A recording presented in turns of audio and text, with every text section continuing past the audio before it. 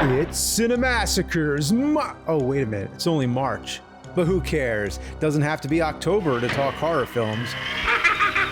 Let's go back to the early days of horror, when films were only just beginning to explore the dreadful and the macabre.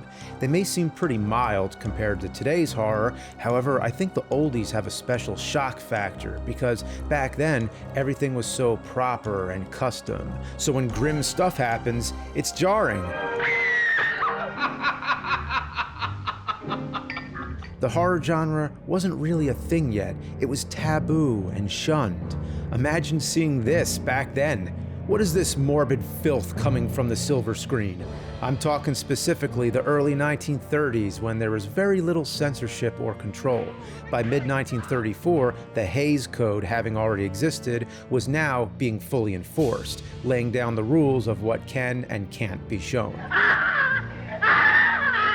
So let's take a closer look at these more daring and risky sound horror features from that less compliant era between 1930 and 1934. It's Cinemassacre's top 10 disturbing horror films from the pre-code era. We shall know if you are to be the pride of science.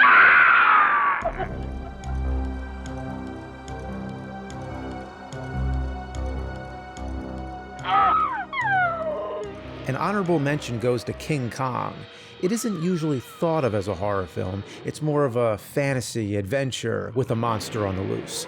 But seeing people get stomped flat into the ground and eaten alive is certainly horrifying enough. It was shocking for 1930s, but these other films coming up say something more about the dark side of humanity.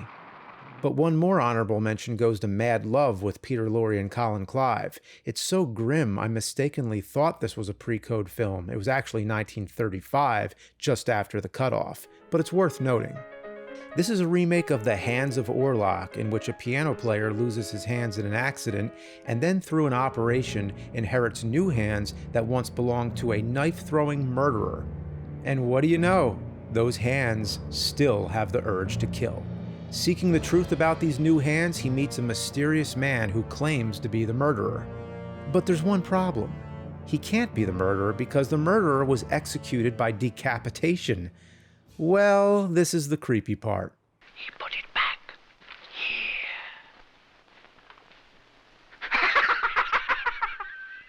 here. Oh, so weird. I think what makes it so creepy is the lack of music. In today's horror, there would be a loud shock chord ringing out. But here, his inhuman laugh just cackles over the dead silence and makes it especially awkward and unsettling. Now on to the top 10. Number 10. Crazy am I? Frankenstein.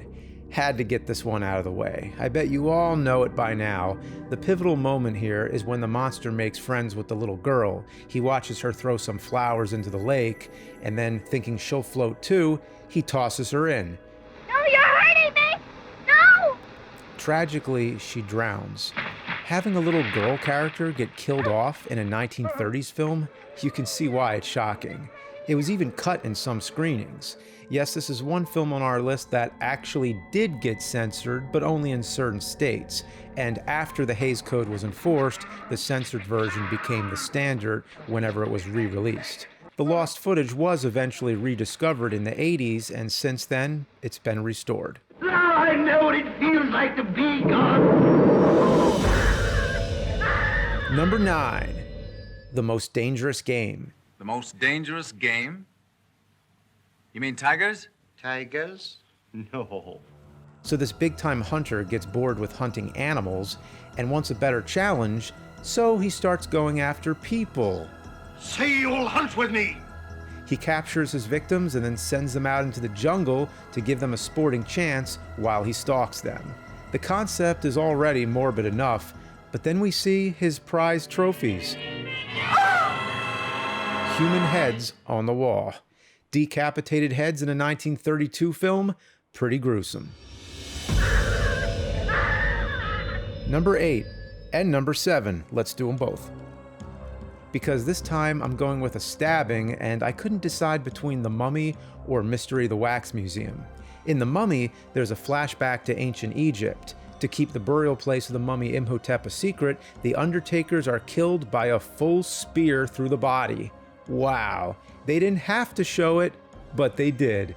And in Mystery of the Wax Museum, we see a knife entering a wax body.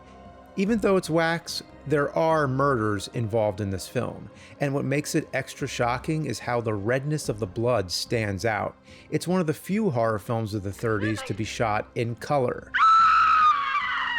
Blood wounds were very rare to see in the 30s. Even with all the gangster films, they'd almost never dare to show a bullet wound. Crazy! But here, we don't just have blood, but red blood. And in The Mummy, you actually see the spear exiting the body. Both shocking in their own ways. Number 6, Murders in the Zoo. Lionel Atwill plays a homicidal zoologist who uses animals as his instrument of vengeance against his cheating wife and her lovers. But the most sick moment of all is actually the one that starts the film. He drags some guy into the jungle who he found kissing his wife, and he stitches his mouth shut with a needle and thread. Now he shall kiss no more. Good thing he didn't do anything else. Number 5. The house of pain. Island of Lost Souls. Somebody's being tortured. Based on the H.G. Wells story, The Island of Dr. Moreau. There isn't one specific moment, it's just the overall idea that the doctor, played by Charles Lawton, is conducting experimental surgery on animals, turning them into humanoid beasts. They're cutting a living man to pieces. We don't see or discuss many details, but just the thought is enough to make your skin crawl. But when Beast leader Bela Lugosi stirs up a revolt against him, it culminates in one of the most chaotic and brutal scenes of classic horror.